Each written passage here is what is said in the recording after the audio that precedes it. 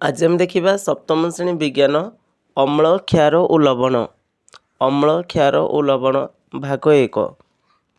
ସପ୍ତମ ଶ୍ରେଣୀ ପିଲାମାନେ, ଆଜି ଆମେ ଦେଖିବା ସପ୍ତମ ଶ୍ରେଣୀ ବିଜ୍ଞାନ ଅମ୍ଳ କ୍ଷାର ଓ ଲବଣ ଭାଗ 1, ଷଷ୍ଠ ଶ୍ରେଣୀ ଓ ସପ୍ତମ ଶ୍ରେଣୀ। ମନ ଦେଇକି ଶୁଣିବା ଟିକେ। ପ୍ରଥମେ ଦେଖିବା ଅମ୍ଳ କାହାକୁ କୁହାଯାଏ। ଅମ୍ଳ, ମନେ ରଖ, ପାଟିକୁ ଯେଉଁଗୁଡ଼ିକ ସବୁ ଖଟା ଲାଗେ ସେଗୁଡ଼ିକୁ ଅମ୍ଳ କୁହାଯାଏ। ତୁମେ ଲେମ୍ବୁ ଖାଇଥିବ, କମଳା ଖାଇଥିବ, ଏଗୁଡ଼ିକ ସବୁ ଯାହା ଖଟା ଲାଗୁଛି, ତେଣୁ ଏଗୁଡ଼ିକ ହେଉଛି ଅମ୍ଳ। ମନେ ରହିଲା, ଅମ୍ଳ କ'ଣ ନା ପାଟିକୁ ଯେଉଁଟା ସବୁ ଖଟା ଲାଗୁଛି ସେଗୁଡ଼ିକ ସବୁ ହେଉଛି ଅମ୍ଳ। ବୁଝିଲ? ବାସି ତୋରାଣୀ ତୁମେ ପିଇଥିବ, ଦେଖିବ ଖଟା ଲାଗିବ, ସେଇଟା ବି ହେଉଛି ଅମ୍ଳ। ମନେ ରହିଲା? ତାପରେ ଦେଖିବା କ୍ଷାର। କ୍ଷାର କ'ଣ ଦେଖ, ଯେଉଁଟା ପାଟିକୁ ଖାରିଆ ଲାଗିଲା, ଖାରିଆ ଲାଗିଲା, ସେଇଟା ହେଉଛି କ୍ଷାର। ବୁଝାପଡ଼ୁଛି? ପାଟିକୁ ଖାରିଆ ଲାଗୁଥିବା ପଦାର୍ଥ ଗୁଡ଼ିକ ହେଉଛି କ୍ଷାର। ଯେମିତି ଦେଖ ସାବୁନ ପାଣି, ଦେଖିଥିବ ସାବୁନ ଯେତେବେଳେ ଗାଧାଅ ଲଗାଇକି ଗାଧେଇଲା ବେଳେ ବେଳେବେଳେ ସାବୁନର ଫଣ ପାଟି ଭିତରେ ପଶିବ, ଆଉ ତୁମକୁ ସେଇଟା କ'ଣ ଲାଗିବ? ଖାରିଆ ଲାଗିବ। ଠିକ୍ ଅଛି, ତେଣୁ ସେଇଟା ହେଉଛି କ୍ଷାର। ଖାଇବା ସୋଡ଼ା, ଆମେ ଯେଉଁଟାକି ଛଣାଛଣି କଲେ ପକାଇଥାଉ, ବେସନରେ ପକୁଡ଼ି ବନେଇଲା ବେଳେ ପକାଇଥାଉ, ହଁ ନା? ସେ ଖାଇବା ସୋଡ଼ା ବା ବେକିଂ ସୋଡ଼ା, ସେଇଟା ହେଉଛି କ୍ଷାର। ଲୁଗା ସଫା କ୍ଷାର, ଜାଣିଛ ତା ନା କ୍ଷାର, ତ କ୍ଷାର ସେଇଟା। ତ ଏମିତି ଯେଉଁଗୁଡ଼ିକ ସବୁ ପାଟିକୁ ଖାରିଆ ଲାଗେ ସେଗୁଡ଼ିକ ହେଉଛି କ୍ଷାର। ଅମ୍ଳ ଶବ୍ଦଟି ଲାଟିନ୍ ଶବ୍ଦ ଆସିଡସ୍ରୁ ଆସେ। ମନେ ରଖ, ଅମ୍ଳ ଶବ୍ଦଟି ଲାଟିନ୍ ଶବ୍ଦ ଆସିଡସ୍ରୁ ଆସେ। କେଉଁଠୁ ଆସେ? ଠିକ୍, ଅମ୍ଳ ଶବ୍ଦଟି ମନେ ରଖିବା ଲାଟିନ୍ ଶବ୍ଦ ଆସିଡସ୍ରୁ ଆସେ, ଯାହାର ଅର୍ଥ ହେଉଛି ଖଟା। ଆସିଡସ୍ର ଅର୍ଥ ହେଲା ଖଟା। ମନେ ଅଛି? ଆସିଡସ୍ର ଅର୍ଥ କ'ଣ? ମନେ ରଖ, କ୍ଷାରୀୟ ଗୁଡ଼ିକ ହାତକୁ ଟିକେ ଚିକ୍କଣ ଲାଗେ। କ୍ଷାରୀୟ ଗୁଡ଼ିକ ହାତକୁ ଟିକେ ଚିକ୍କଣ ଲାଗେ। ଏବେ ଆମେ ଦେଖିବା କିଛି ଅମ୍ଳ ଆଉ କିଛି କ୍ଷାର। କିଛି ଅମ୍ଳ ଆଉ କିଛି କ୍ଷାରର ଉଦାହରଣ ଏବେ ଆମେ ଦେଖିବା। ଆଚ୍ଛା କହିଲ, ଭିନେଗାରରେ କେଉଁ ଅମ୍ଳ ରହିଛି? ଭିନେଗାରରେ କେଉଁ ଅମ୍ଳ ରହିଛି? ଠିକ୍ ଅଛି, ଏସିଟିକ୍ ଅମ୍ଳ। ମନେ ହେଲା, ଭିନେଗାର ରହିଛି ଏସିଟିକ୍ ଅମ୍ଳ। ଭିନେଗାରରେ କେଉଁ ଅମ୍ଳ ରହିଛି? ଏସିଟିକ୍ ଅମ୍ଳ। ପିମ୍ପୁଡ଼ି ଜନ୍ଦା କାମୁଡ଼ି ଦେଲେ ମହୁମାଛିର ଶୁଣ୍ଢରେ କେଉଁ ଅମ୍ଳ ରହିଛି? ଆଉ ଥରେ କହିଲ ଦେଖି, ପିମ୍ପୁଡ଼ି ଜନ୍ଦା ଆଉ ମହୁମାଛିର ଶୁଣ୍ଢରେ କେଉଁ ଅମ୍ଳ ରହିଛି? ଫର୍ମିକ୍ ଅମ୍ଳ। ମନେ ଅଛି? ପିମ୍ପୁଡ଼ି ଜନ୍ଦା ଆଉ ମହୁମାଛିର ଶୁଣ୍ଢ, ଏଗୁଡ଼ିକ ସବୁ ଫର୍ମିକ୍ ଅମ୍ଳ ଥାଏ, ଯେଉଁଟାକି ଆମ ଦେହରେ ଲାଗିଲେ ପୋଡ଼ା ଜଳା ହୋଇଥାଏ। କମଳା ଆଉ ଲେମ୍ବୁରେ କେଉଁ ଅମ୍ଳ ଥାଏ? କମଳା ଲେମ୍ବୁରେ କେଉଁ ଅମ୍ଳ ଥାଏ? ଠିକ୍ ଅଛି, ସାଇଟ୍ରିକ୍ ଅମ୍ଳ। ମନେ ହେଲା, କମଳା ଆଉ ଲେମ୍ବୁରେ ସାଇଟ୍ରିକ୍ ଅମ୍ଳ ରହିଥାଏ। ମନେ ରଖ, କମଳା ଆଉ ଲେମ୍ବୁରେ କେଉଁ ଅମ୍ଳ ଥାଏ? ଠିକ୍ ଅଛି, ସାଇଟ୍ରିକ୍ ଅମ୍ଳ। ସାଇଟ୍ରିକ୍ ଅମ୍ଳ। କୁହ ତା ଭିତରେ, କମଳା ଆଉ ଲେମ୍ବୁରେ କେଉଁ ଅମ୍ଳ ରହିଛି? ଠିକ୍, ସାଇଟ୍ରିକ୍ ଅମ୍ଳ ରହିଛି। ଦହିରେ କେଉଁ ଅମ୍ଳ ରହିଛି? ଆଉ ଥରେ କୁହ, ଦହିରେ କେଉଁ ଅମ୍ଳ ରହିଛି? ଆଉ ଥରେ କୁହ, ଦହିରେ କେଉଁ ଅମ୍ଳ ରହିଛି? ଲାକ୍ଟିକ୍ ଅମ୍ଳ। ମନେ ହେଲା, ଦହିରେ ଲାକ୍ଟିକ୍ ଅମ୍ଳ ରହିଛି। ଦହିରେ କେଉଁ ଅମ୍ଳ ରହିଛି? ଠିକ୍ ଅଛି, ଦହିରେ ଲାକ୍ଟିକ୍ ଅମ୍ଳ ରହିଛି। ପାଳଙ୍ଗ ଶାଗରେ କେଉଁ ଅମ୍ଳ ରହିଛି? ଆଉ ଥରେ କୁହ, ପାଳଙ୍ଗ ଶାଗରେ କେଉଁ ଅମ୍ଳ ରହିଛି? ଅକ୍ଜାଲିକ୍ ଅମ୍ଳ। ମନେ ହେଲା, ଅକ୍ଜାଲିକ୍ ଅମ୍ଳ ରହିଛି ପାଳଙ୍ଗ ଶାଗରେ। ଆଉ ଥରେ କହିଲ, ପାଳଙ୍ଗ ଶାଗରେ କେଉଁ ଅମ୍ଳ ରହିଛି? ଆଉ ଥରେ କୁହ, ପାଳଙ୍ଗ ଶାଗରେ କେଉଁ ଅମ୍ଳ ରହିଛି? ଏଇ ଅମ୍ଳ ଗୁଡ଼ିକ ସବୁ ମନେ ରଖିବ। ବୁଝାପଡ଼ୁଛି? ଆଉ ଥରେ କହିଲ ଦେଖି, ପାଳଙ୍ଗ ଶାଗରେ କେଉଁ ଅମ୍ଳ ରହିଛି? ଭିନେଗାରରେ କେଉଁ ଅମ୍ଳ ରହିଛି? ଠିକ୍, ଏସିଟିକ୍ ଅମ୍ଳ। ଭିନେଗାର ରହିଛି ଏସିଟିକ୍ ଅମ୍ଳ। ଅଁଳାରେ କେଉଁ ଅମ୍ଳ ରହିଛି? ଆଉ ଥରେ କୁହ, ଅଁଳାରେ କେଉଁ ଅମ୍ଳ ରହିଛି? ଠିକ୍ ଅଛି ଆସ୍କର୍ବିକ୍ ଅମ୍ଳ ମନେ ହେଲା ଅଁଳାରେ ରହିଛି ଆସ୍କର୍ବିକ୍ ଅମ୍ଳ। ଆଉ ଥରେ କହିଲ ଅଁଳାରେ କେଉଁ ଅମ୍ଳ ରହିଛି? ଠିକ୍ ଆସ୍କର୍ବିକ୍ ଅମ୍ଳ। ଏଇଟା ମନେ ରଖିବ ଯେ ଅଁଳାରେ ରହିଛି କେଉଁ ଅମ୍ଳ? ଆସ୍କର୍ବିକ୍ ଅମ୍ଳ। আর ଗୋଟେ କଥା ମନେ ରଖ ଅଁଳାରେ ବି ରହିଛି ଭିଟାମିନ୍ ସି। ଯଦି ଆମେ ଅଁଳାକୁ ଖାଇବା ତାହେଲେ ଆମକୁ ଭିଟାମିନ୍ ସି ମଧ୍ୟ ମିଳିବ। ତେନ୍ତୁଳି ଅଙ୍ଗୁର ଆଉ କଞ୍ଚା ଆମ୍ବ ଏଗୁଡ଼ିକରେ ସବୁ କେଉଁ ପ୍ରକାର ଅମ୍ଳ ରହିଛି? ଆଉ ଥରେ କହିଲ ତେନ୍ତୁଳି କଞ୍ଚା ଆମ୍ବ ଅଙ୍ଗୁର ଏଗୁଡ଼ିକ ଖାଇଲେ କେଉଁ ଅମ୍ଳ ମିଳିବ? ଟାର୍ଟରିକ୍ ଅମ୍ଳ। ଠିକ୍ ଅଛି ଟାର୍ଟରିକ୍ ଅମ୍ଳ ମିଳିବ। ମନେ ହେଲା ତେନ୍ତୁଳି ଖାଇଲେ ହେଲା, କଞ୍ଚା ଆମ୍ବ ଯଦି ଆମେ ଖାଇବା ନାଇଁ ତ ଅଙ୍ଗୁର ଖାଇବା ତାହେଲେ ଆମକୁ ମିଳିବ ଟାର୍ଟରିକ୍ ଅମ୍ଳ। କି ଅମ୍ଳ ମିଳିବ? ଟାର୍ଟରିକ୍ ଅମ୍ଳ। ମନେ ଅଛି କଞ୍ଚା ଆମ୍ବ ଅଙ୍ଗୁର ତେନ୍ତୁଳି ଏଗୁଡ଼ିକ ସବୁ ଖାଇଲେ ଆମକୁ ଟାର୍ଟରିକ୍ ଅମ୍ଳ ମିଳିବ। ତାପରେ ଆମେ ଦେଖିବା ଏବେ ବିଭିନ୍ନ କ୍ଷାରୀୟ ହେଲା ବିଭିନ୍ନ କ୍ଷାରୀୟ ପଦାର୍ଥ ଗୁଡ଼ିକ ଦେଖିବା କେଉଁ କ୍ଷାର କେଉଁଥିରେ ରହିଛି ଏବେ କହିବ। ଆଚ୍ଛା କହିଲେ ଦେଖି ଚୂନ ପାଣିରେ କେଉଁ କ୍ଷାର ରହିଛି? ଚୂନ ପାଣିରେ କେଉଁ କ୍ଷାର ରହିଛି? ଠିକ୍ ଅଛି କ୍ୟାଲସିୟମ୍ ହାଇଡ୍ରୋକ୍ସାଇଡ୍। ମନେ ହେଲା ଚୂନ ପାଣି ହେଉଛି କ୍ୟାଲସିୟମ୍ ହାଇଡ୍ରୋକ୍ସାଇଡ୍। ଆଉ ଥରେ କୁହ ତ ଚୂନ ପାଣିରେ କେଉଁ କ୍ଷାର ରହିଛି? Calcium hydroxide. ଚୂନ ପାଣିରେ କେଉଁ କ୍ଷାର ରହିଛି? Calcium hydroxide. ଠିକ୍ ଅଛି। ଆଚ୍ଛା କହିଲେ ଦେଖି କାଚ ସଫା କରିବା ଦ୍ରବଣରେ କ'ଣ ରହିଛି? କେଉଁ କ୍ଷାର ରହିଛି? କାଚ ସଫା କରିବା ଦ୍ରବଣ ଏମୋନିୟମ୍ ହାଇଡ୍ରୋକ୍ସାଇଡ୍। ଏମୋନିୟମ୍ ହାଇଡ୍ରୋକ୍ସାଇଡ୍ ମନେ ଅଛି ଆମେ ଯେଉଁ କାଚ ସଫା କରୁଛୁ ସେଇ କାଚ ସଫା କରିବା ଦ୍ରବଣ ରହିଛି ଏମୋନିୟମ୍ ହାଇଡ୍ରୋକ୍ସାଇଡ୍। କାଚ ସଫା ଦ୍ରବଣରେ କ'ଣ ରହିଛି? Ammonium hydroxide. ତାହେଲେ କହୁଛି ସାବୁନରେ କ'ଣ ରହିଛି? ସାବୁନରେ କେଉଁ କ୍ଷାର ରହିଛି? ସୋଡ଼ିୟମ୍ ହାଇଡ୍ରୋକ୍ସାଇଡ୍ ରହିଛି ଆଉ ପୋଟାସିୟମ୍ ହାଇଡ୍ରୋକ୍ସାଇଡ୍ ବି ରହିଛି। ମନେ ହେଲା ସାବୁନରେ କ'ଣ ରହିଛି କ୍ଷାର? ଠିକ୍ ଅଛି ସୋଡ଼ିୟମ୍ ହାଇଡ୍ରୋକ୍ସାଇଡ୍ ରହିଛି ଆଉ ପୋଟାସିୟମ୍ ହାଇଡ୍ରୋକ୍ସାଇଡ୍ ରହିଛି। ମନେ ଅଛି ସାବୁନରେ କେଉଁ କେଉଁ କ୍ଷାର ରହିଛି? ସୋଡ଼ିୟମ୍ ହାଇଡ୍ରୋକ୍ସାଇଡ୍ ରହିଛି ଆଉ ପୋଟାସିୟମ୍ ହାଇଡ୍ରୋକ୍ସାଇଡ୍ ରହିଛି। ସୋଡ଼ିୟମ୍ ହାଇଡ୍ରୋକ୍ସାଇଡ୍ ଆଉ ପୋଟାସିୟମ୍ ହାଇଡ୍ରୋକ୍ସାଇଡ୍ କେଉଁଠି ରହିଛି? ସାବୁନରେ। ତାପରେ ଏବେ ଗୋଟେ କଥା କୁହ ଆମେ ଯେଉଁ ହଜମ ହେଲେ ବଦ ହଜମୀ ପାଇଁ ବୋଲି ଯେଉଁ ବଟିକା ଖାଉଛୁ ପ୍ରତି ଅମ୍ଳ ବଟିକା ସେଥିରେ କ'ଣ ରହିଛି? ପ୍ରତି ଅମ୍ଳ ବଟିକାରେ କ'ଣ ରହିଛି? Magnesium hydroxide. ମନେ ରହିଲା ପ୍ରତି ଅମ୍ଳ ବଟିକାରେ ରହିଛି ମ୍ୟାଗ୍ନେସିୟମ୍ ହାଇଡ୍ରୋକ୍ସାଇଡ୍। ଆଉ ଥରେ କୁହ ତ ପ୍ରତି ଅମ୍ଳ ବଟିକାରେ କ'ଣ ରହିଛି? Magnesium hydroxide.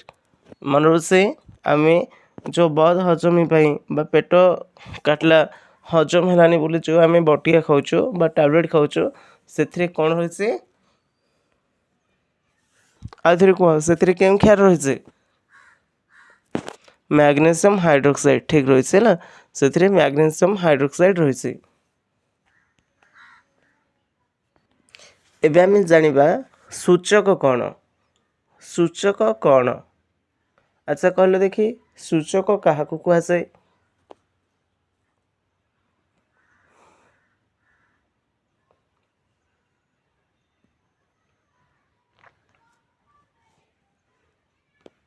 ମନେ ରଖ ଯେଉଁ ପଦାର୍ଥ ଦ୍ୱାରା ଆମେ କୌଣସି ପଦାର୍ଥ ଅମ୍ଳୀୟ କିମ୍ବା କ୍ଷାରୀୟ ଜାଣିପାରୁଛୁ ବୁଝାପଡ଼ୁଛି ଯାହାଦ୍ୱାରା ଆମେ ଅମ୍ଳୀୟ ବା କ୍ଷାରୀୟ ଜାଣିପାରୁଛୁ ପଦାର୍ଥର ଅମ୍ଳୀୟ ଆଉ କ୍ଷାରୀୟ ଗୁଣ ଜାଣିପାରୁଛୁ ତାହାକୁ ସୂଚକ କୁହାଯାଏ।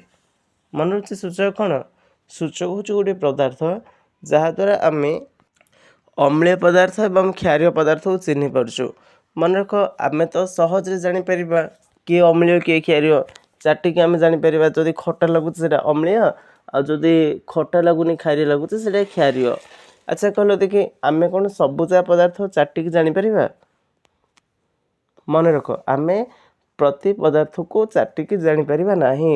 ମନେକର ତୁମକୁ କିଏ କହିବ ଯେ ଗ୍ୟାମାକ୍ସିନ୍ର ସ୍ୱାଦ କ'ଣ? ଗ୍ୟାମାକ୍ସିନ୍ ଯେଉଁ ପିମ୍ପୁଡ଼ି ମରା ଔଷଧ ଚାଟିକି କହିବ କି? ନାହିଁ ମରିଯିବ ଚାଟିଲେ। ବୁଝା ପଡ଼ୁଛି। କୌଣସି ଜିନିଷ ଏବେ ଧର ମନେକର ଆମକୁ ପଚାରିଯିବ ଯେ କୁକୁରର ମୂତ୍ର ସେଇଟା କ'ଣ ଅମ୍ଳୀୟ ନା କ୍ଷାରୀୟ, ତାହେଲେ କ'ଣ ଆମେ ଚାଟିକି ଜାଣିବା? ନାହିଁ। ତ ସେଥିପାଇଁ ଆମେ କ'ଣ କରିବା, ସୂଚକ ବ୍ୟବହାର କରିବା। ସୂଚକ ମନେ ରଖ, ଯେଉଁ ପଦାର୍ଥ ଗୁଡ଼ିକ ଦ୍ୱାରା ଆମେ ଅମ୍ଳ କିମ୍ବା କ୍ଷାରୀୟ ଗୁଣ ଜାଣିପାରିବା। ମନେ ରହିଲା, ଯେଉଁ ପଦାର୍ଥ ଦ୍ୱାରା ଆମେ ଅମ୍ଳୀୟ ଏବଂ କ୍ଷାରୀୟ ଗୁଣ ଜାଣିପାରିବା ସେଗୁଡ଼ିକୁ ଆମେ ସବୁ ସୂଚକ ବୋଲି କହିବା। ସୂଚକ କ'ଣ ତାହେଲେ? ଦେଖ, ହଳଦୀ ଦ୍ୱାରା ଆମେ ଜାଣିପାରିବା, ହଳଦୀ ହେଲା, ମନ୍ଦାର ଫୁଲ ହେଲା, ଲିଟମସ୍ ହେଲା, ଏଗୁଡ଼ିକ ସବୁ ପ୍ରାକୃତିକ ସୂଚକ। ମନେ ରଖ, ପ୍ରାକୃତିକ ସୂଚକ କ'ଣ କ'ଣ ନା ଲିଟମସ୍, ମନେ ଅଛି, ଲିଟମସ୍ ହେଲା ଗୋଟେ ପ୍ରାକୃତିକ ସୂଚକ, ହଳଦୀ ବି ହେଲା ଗୋଟେ ପ୍ରାକୃତିକ ସୂଚକ, ମନ୍ଦାର ଫୁଲ ମଧ୍ୟ ହେଲା ଗୋଟେ ପ୍ରାକୃତିକ ସୂଚକ।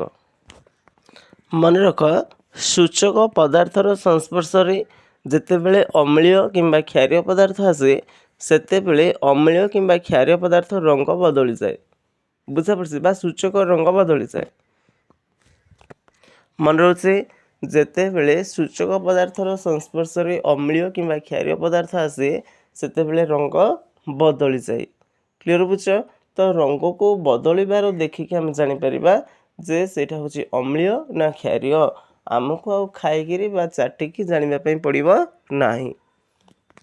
ଏବେ ଆମେ ଦେଖିବା ଲିଟମସ୍ କ'ଣ।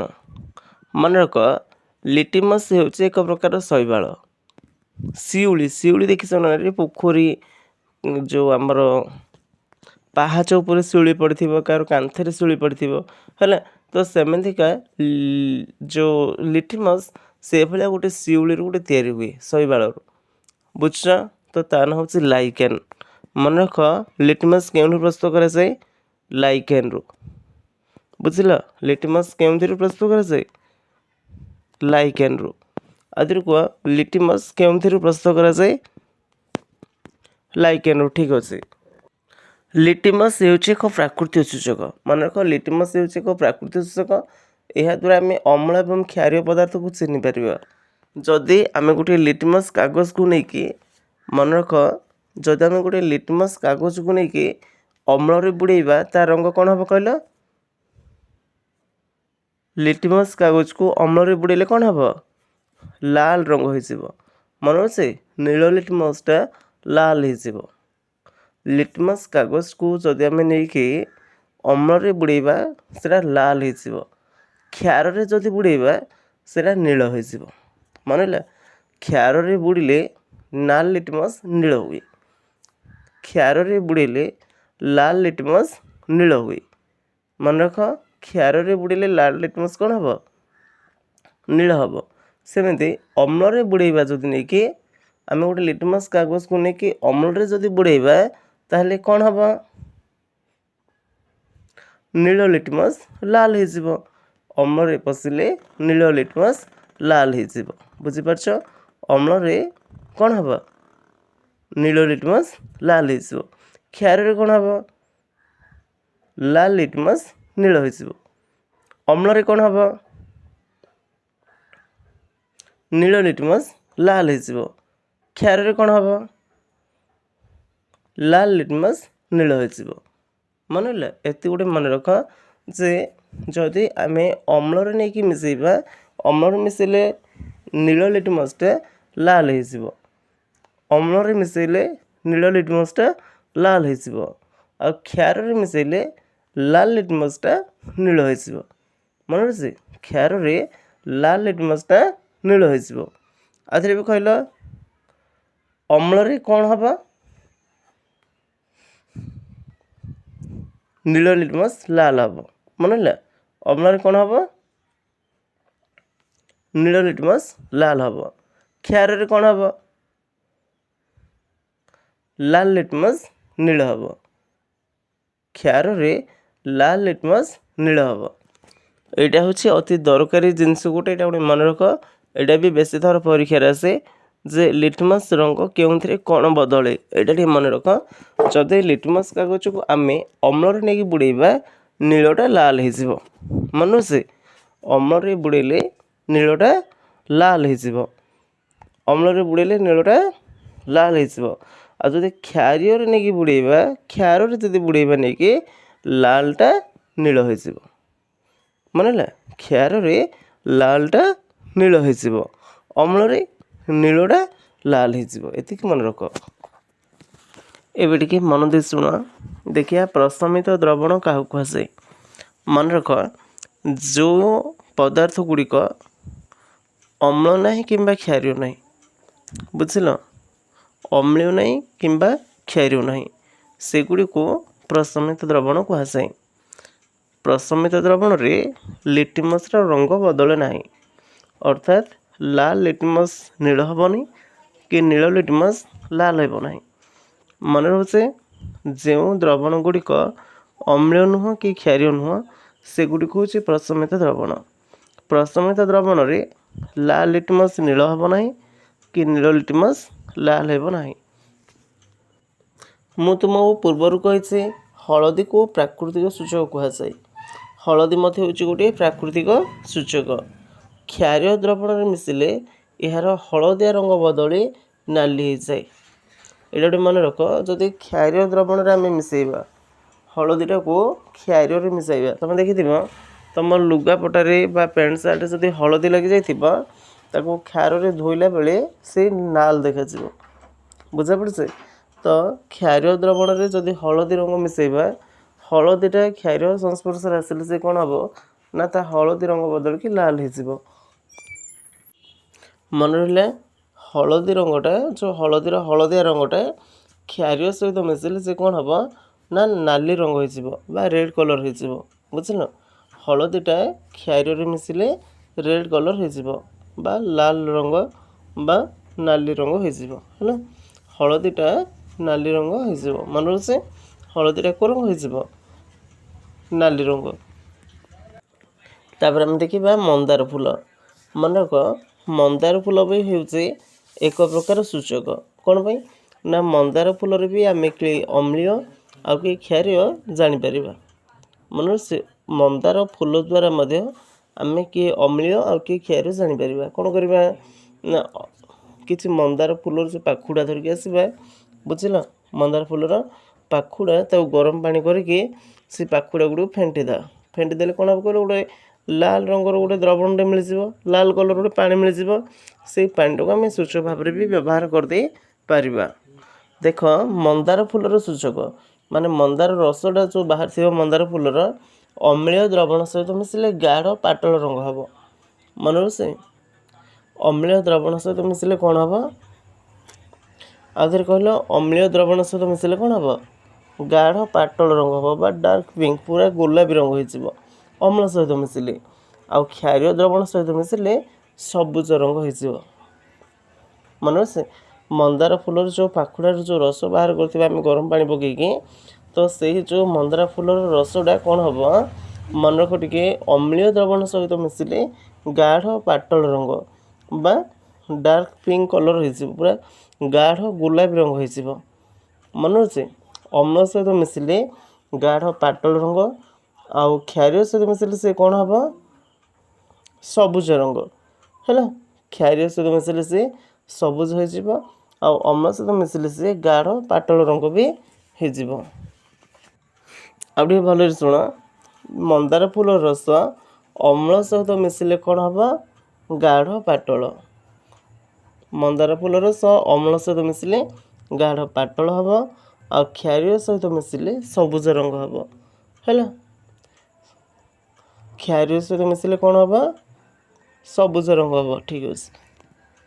ତ ଏବେ ଆମେ ମନ୍ଦାର ଫୁଲ ବିଷୟରେ ଜାଣିଲେ। ଏବେ ଆମେ ଜାଣିବା ଅମ୍ଳ ବର୍ଷା କ'ଣ। କହିଲ ଦେଖି, ଅମ୍ଳ ବର୍ଷା କହିଲେ କ'ଣ ବୁଝ? ମନେ ରଖ, ବର୍ଷା ଜଳରେ ଅତ୍ୟଧିକ ଅମ୍ଳ ଥିଲେ ଏହାକୁ ଅମ୍ଳ ବର୍ଷା କୁହାଯାଏ। ମନେ ଅଛି, ଯଦି ବର୍ଷା ଜଳରେ ବହୁତ ଅମ୍ଳ ଥିବ ତାହେଲେ ଆମେ ତାକୁ କହିବା ଅମ୍ଳ ବର୍ଷା। ତ ତୁମେ ଏବେ ଅମ୍ଳ ବର୍ଷା ଜାଣିଲ। ଅମ୍ଳ ବର୍ଷା ହେଉଛି କ'ଣ ନା ଯଦି ବର୍ଷା ଜଳରେ ଅତ୍ୟଧିକ ଅମ୍ଳ ରହିଛି ତାହାକୁ ଅମ୍ଳ ବର୍ଷା କହିବା। ତାହେଲେ କହିଲେ ଦେଖି, ଅମ୍ଳ ବର୍ଷା ହେଲେ କ'ଣ କ'ଣ ସବୁ କ୍ଷତି ହେବ?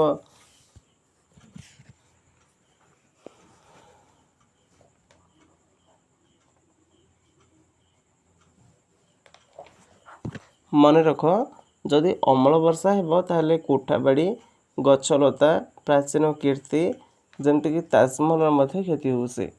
ବୁଝଛ, ବଡ଼ ବଡ଼ କୋଠା ବାଡ଼ି ଗୁଡ଼ା ସବୁ ନଷ୍ଟ ହେଉଛି, ଗଛଲତା ମାନେ ମରିଯାଉଛନ୍ତି, ବିଭିନ୍ନ ପ୍ରାଚୀନ କୀର୍ତ୍ତି ଯାହା ଅଛି ସେଗୁଡ଼ି ସବୁ ଧ୍ୱଂସ ହୋଇଯାଉଛି, ଯେମିତି ତାଜମହଲ ମଧ୍ୟ ଧ୍ୱଂସ ହେବାକୁ ଲାଗିଛି। ତ ଆହୁରି ବି ମନେ ରଖ ପୋଖରୀ ଥିବା ମାଛମାନେ ବି ମରିଯିବେ ହେଲା। ଯଦି ଅମ୍ଳ ବର୍ଷା ହେବ ସେ ଅମ୍ଳ ବର୍ଷା ଯେଉଁ ଅମ୍ଳ ଗୁଡ଼ିକ ସବୁ କ'ଣ ହେବ କହିଲ ପାଣି ସହିତ ମିଶିକି ପୋଖରୀ ଜଳରେ ନଦୀ ଜଳରେ ମିଶିବ, ନଦୀ ଜଳ ପ୍ରଦୂଷଣ ହୋଇକି ମାଛମାନେ ବି ମରିଯିବେ, ବିଭିନ୍ନ ଜଳଚର ପ୍ରାଣୀମାନେ ବି ମରିଯିବେ, ମୃତ୍ତିକା ବି ପ୍ରଦୂଷଣ ହୋଇଯିବ, ଆଉ ମୃତ୍ତିକାରେ ବି ଫସଲ ଭଲ ହୋଇପାରିବ ନାହିଁ। ତେଣୁ ଅମ୍ଳ ବର୍ଷା ହେଉଛି ବହୁତ କ୍ଷତିକାରୀ। ଆଚ୍ଛା କହିଲ ଦେଖି ଏତେ ଯେଉଁ ଅମ୍ଳ ବର୍ଷା ପାଣିରେ ଆସିଲା କେଉଁଠୁ? ବର୍ଷା ପାଣିରେ ଏତେ ଅମ୍ଳ ଆସିଲା କେଉଁଠାରୁ?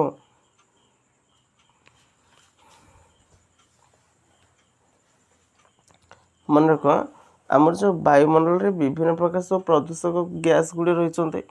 ଅଙ୍ଗାରକାମ୍ଳ ରହିଛି, ସଲଫର ଡାଇଅକ୍ସାଇଡ଼ ରହିଛି, ନାଇଟ୍ରୋଜେନ୍ ଡାଇଅକ୍ସାଇଡ଼ ମଧ୍ୟ ରହିଛି।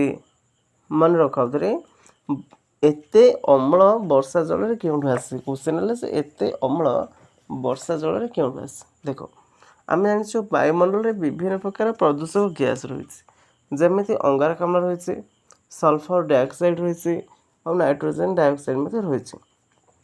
ସଲଫର ଡାଇଅକ୍ସାଇଡ଼ ହେଲା, ନାଇଟ୍ରୋଜେନ୍ ଡାଇଅକ୍ସାଇଡ଼ ହେଲା, ଅଙ୍ଗାରକାମ୍ଳ ହେଲା, ଏଗୁଡ଼ିକ ସବୁ କ'ଣ ହୁଏ ନା ବର୍ଷା ଜଳ ସହିତ ମିଶେ। ବର୍ଷା ଜଳ ଦ୍ରବୀଭୂତ ହେଲା ପରେ ମନେ ରଖ ଅଙ୍ଗାରକାମ୍ଳରୁ କାର୍ବନିକ ଅମ୍ଳ ତିଆରି ହୁଏ। ମନେ ରହିଲା ଅଙ୍ଗାରକାମ୍ଳରୁ କ'ଣ ହୁଏ? କାର୍ବନିକ ଅମ୍ଳ। ଅଙ୍ଗାରକାମ୍ଳରୁ କାର୍ବନିକ ଅମ୍ଳ, ସଲଫର ଡାଇଅକ୍ସାଇଡ଼ରୁ ଗନ୍ଧକାମ୍ଳ ହୁଏ ବା ସଲଫ୍ୟୁରିକ୍ ଏସିଡ଼ ଆମେ କହିବା। ସଲଫର ଡାଇଅକ୍ସାଇଡ଼ରୁ ଗନ୍ଧକାମ୍ଳ ତିଆରି ହୁଏ, ଆଉ ନାଇଟ୍ରୋଜେନ୍ ଡାଇଅକ୍ସାଇଡ଼ରୁ ନାଇଟ୍ରିକ୍ ଅମ୍ଳ ତିଆରି ହୁଏ। ଟିକେ ଭଲସେ ମନ ଦେଇ ଶୁଣ, ବର୍ଷା ଜଳରେ ଏତେ ଅମ୍ଳ ଆସିଲା କେଉଁଠାରୁ? ନା ଆମେ ଜାଣିଛୁ ବାୟୁମଣ୍ଡଳରେ ବିଭିନ୍ନ ପ୍ରଦୂଷକ ଗ୍ୟାସ୍ ରହିଛି, ଯେମିତି ଅଙ୍ଗାରକାମ୍ଳ ରହିଛି, ସଲଫର ଡାଇଅକ୍ସାଇଡ଼ ରହିଛି, ଆଉ ନାଇଟ୍ରୋଜେନ୍ ଡାଇଅକ୍ସାଇଡ଼ ମଧ୍ୟ ରହିଛି। ହେଲେ ଯେତେବେଳେ ଏହି ପ୍ରଦୂଷକ ଗ୍ୟାସ୍ ଗୁଡ଼ିକ ଆମର କ'ଣ ହେବ କହିଲ ନା ଜଳ ସହିତ ମିଶିବ। ବର୍ଷା ଜଳ ସହିତ ମିଶିଲେ ଅଙ୍ଗାରକାମ୍ଳରୁ କେଉଁ ଅମ୍ଳ ତିଆରି ହେବ? ଠିକ୍ ଅଛି, କାର୍ବନିକ ଅମ୍ଳ। ଅଙ୍ଗାରକାମ୍ଳରୁ କାର୍ବନିକ ଅମ୍ଳ ତିଆରି ହେବ, ଆଉ ସଲଫର ଡାଇଅକ୍ସାଇଡ଼ରୁ କ'ଣ ହେବ? ଗନ୍ଧକାମ୍ଳ ବା ସଲଫ୍ୟୁରିକ୍ ଏସିଡ଼। ମନେ ରଖ ସଲଫର ଡାଇଅକ୍ସାଇଡ଼ରୁ ଗନ୍ଧକାମ୍ଳ ବା ସଲଫ୍ୟୁରିକ୍ ଏସିଡ଼ ହେବ। ସେମିତି ନାଇଟ୍ରୋଜେନ୍ ଡାଇଅକ୍ସାଇଡ଼ରୁ କ'ଣ ହେବ? ନାଇଟ୍ରୋଜେନ୍ ଡାଇଅକ୍ସାଇଡ଼ରୁ ନାଇଟ୍ରିକ୍ ଏସିଡ଼। ମନେ ଅଛି? ଆଉ ଥରେ କହିଲ ଅଙ୍ଗାରକାମ୍ଳରୁ କେଉଁ ଅମ୍ଳ ହେବ? କାର୍ବନିକ ଅମ୍ଳ। ଠିକ୍ ଅଛି। ସଲଫର ଡାଇଅକ୍ସାଇଡ଼ରୁ କେଉଁ ଅମ୍ଳ ହେବ? ଗନ୍ଧକାମ୍ଳ ହେବ। ସେମିତି ନାଇଟ୍ରୋଜେନ୍ ଡାଇଅକ୍ସାଇଡ଼ରୁ କେଉଁ ଅମ୍ଳ ହେବ? ନାଇଟ୍ରିକ୍ ଅମ୍ଳ ହେବ। ହେଲା, ତ ଏହି ସବୁ ଅମ୍ଳ ଗୁଡ଼ିକ କେଉଁ ଅମ୍ଳ? ନା ଆମେ ଏବେ ଜାଣିଲେ କାର୍ବନିକ ଅମ୍ଳ, ଆଉ ଗନ୍ଧକାମ୍ଳ, ଆଉ ନାଇଟ୍ରିକ୍ ଅମ୍ଳ, ଏ ଯେଉଁ ସବୁ ପରିଣତ ହୋଇଥିଲା କାର୍ବନିକ ଅମ୍ଳ, ଗନ୍ଧକାମ୍ଳ ଆଉ ନାଇଟ୍ରିକ୍ ଅମ୍ଳ, ଏମାନେ ସବୁ ବର୍ଷା ଜଳ ସହିତ ମିଶିଲେ। ବୁଝିଲ? ତ ବର୍ଷା ପାଣିର ଅମ୍ଳତ୍ୱ ବଢ଼ିଲା, ଆଉ ଯେଉଁଟାକୁ ଆମେ କହିଲୁ ଅମ୍ଳ ବର୍ଷା। ଆମ ଶରୀରର କୋଷରେ ଏକ ଅମ୍ଳ ରହିଛି ଯାହାର ନାଁ କ'ଣ କହିଲ?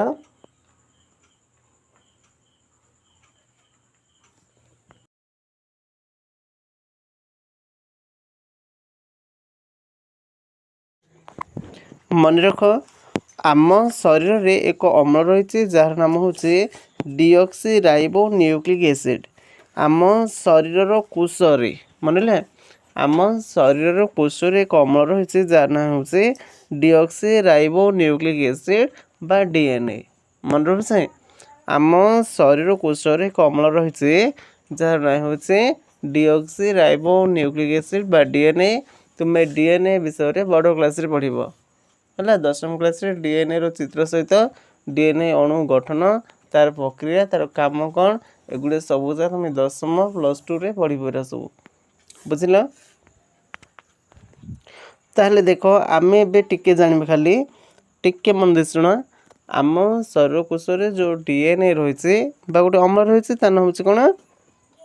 DNA, deoxyribonucleic acid. ତାର କାମ ଦେଖ, ଏହା ଆମ ଶରୀରର ଆକୃତି, ଉଚ୍ଚତା, ଆଖିର ରଙ୍ଗ ପ୍ରଭୃତିକୁ ନିୟନ୍ତ୍ରଣ କରେ।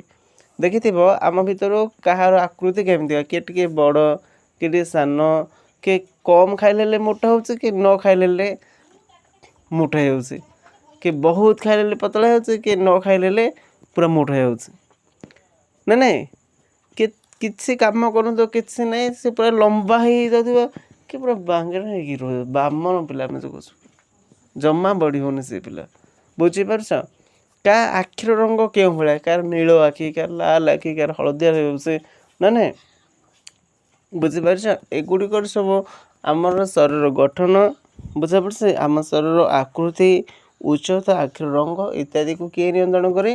ନା ଆମ ଶରୀରକୁ ସେ ରହିଥିବା ଗୋଟିଏ ଅମ୍ଳଟେ, ଗୋଟେ ଏସିଡ଼୍ଟେ। ତାର ନାଁ ହେଉଛି କ'ଣ? ଡିଅକ୍ସି ରାଇବୋ ନ୍ୟୁକ୍ଲିକ୍ ଏସିଡ୍ ବା ଡିଅକ୍ସି ରାଇବୋ ନ୍ୟୁକ୍ଲିକ୍ ଅମ୍ଳ। ଏଇଟା ଗୋଟେ ମନେ ରଖିବ ହେଲା। ଆମ କୋଷରେ, ଆମ ଜୀବକୋଷରେ ଯେଉଁ ଅମ୍ଳ ରହିଛି ତାର ନାଁ କ'ଣ କହିଲ?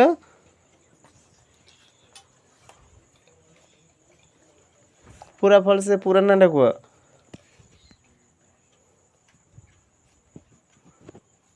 ଡିଅକ୍ସି ରାଇବୋ ନ୍ୟୁକ୍ଲିକ୍ ଏସିଡ୍ ବା DNA କହିଲ।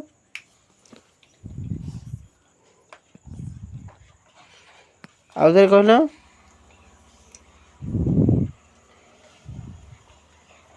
ଡିଅକ୍ସି ରାଇବୋ ନ୍ୟୁକ୍ଲିକ୍ ଏସିଡ୍ ବା DNA ରହିଛି ଏବଂ ତାହାର କାମ କ'ଣ କହିଲ ଦେଖି?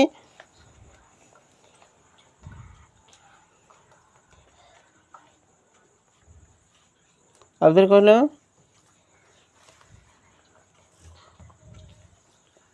ଠିକ୍ ଅଛି। ଆମ ଶରୀର କୋଷରେ ଯେଉଁ ରହିଛି DNA ବା ଡିଅକ୍ସି ରାଇବୋ ନ୍ୟୁକ୍ଲିକ୍ ଏସିଡ୍, ସିଏ ଆମ ଶରୀରର ଆକୃତି, ଉଚ୍ଚତା, ଆଖିର ରଙ୍ଗ ପ୍ରଭୃତିକୁ ନିୟନ୍ତ୍ରଣ କରିଥାଏ।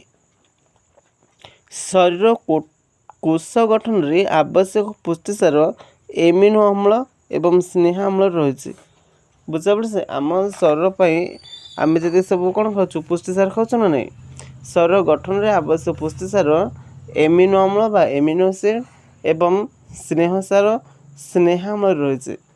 ବୁଝାପଡ଼ୁଛି? ସ୍ନେହସାର କେଉଁଠି ରହିଛି? ସ୍ନେହାମ୍ଳ। ସ୍ନେହସାରରେ ସ୍ନେହାମ୍ଳ ରହିଛି। ସ୍ନେହସାରରେ କ'ଣ ରହିଛି? ସ୍ନେହାମ୍ଳ। ଏବଂ ପୁଷ୍ଟିସାର ରହିଛି ଏମିନୋ ଅମ୍ଳ ବା ଏମିନୋ ଏସିଡ୍। ହେଲା, ଗୋଟେ ହେଉଛି ଫ୍ୟାଟି ଏସିଡ୍ ଆଉ ହେଉଛି ଆମିନୋ ଏସିଡ୍। ମନେ ଅଛି ଫ୍ୟାଟି ଏସିଡ୍ କେଉଁଠି ରହିଛି ନା ଫ୍ୟାଟ୍ରେ, ଚର୍ବିରେ। ବୁଝୁଛ? ଫ୍ୟାଟ୍ରେ ବା ଚର୍ବିରେ, ବା ଯେଉଁଟା ଆମେ କହୁଛୁ ସ୍ନେହସାରରେ। ସ୍ନେହସାରରେ କେଉଁ ଅମ୍ଳ ରହିଛି? ସ୍ନେହାମ୍ଳ। ସ୍ନେହସାରରେ କେଉଁ ଅମ୍ଳ ରହିଛି? ସ୍ନେହାମ୍ଳ। ଆଉ ପୁଷ୍ଟିସାରରେ କେଉଁ ଅମ୍ଳ ରହିଛି? ପୁଷ୍ଟିସାରରେ ଆମିନୋ ଅମ୍ଳ ବା ଏମିନୋ ଏସିଡ୍। ଏ ଦୁଇଟା ଟିକେ ଭଲସେ ମନେ ରଖିବ ହେଲା। ପୁଷ୍ଟିସାର ରହିଛି ଆମିନୋ ଏସିଡ୍ ଆଉ ସ୍ନେହସାର ରହିଛି ସ୍ନେହାମ୍ଳ ବା ଫ୍ୟାଟି ଏସିଡ୍ ରହିଛି। ବୁଝିଲ? ହଉ, ପାଠଟା ପୁରା ମନ ଦେଇକି ପଢ଼। ଆଉଥରେ ପଚାର ହେବ। ଓକେ।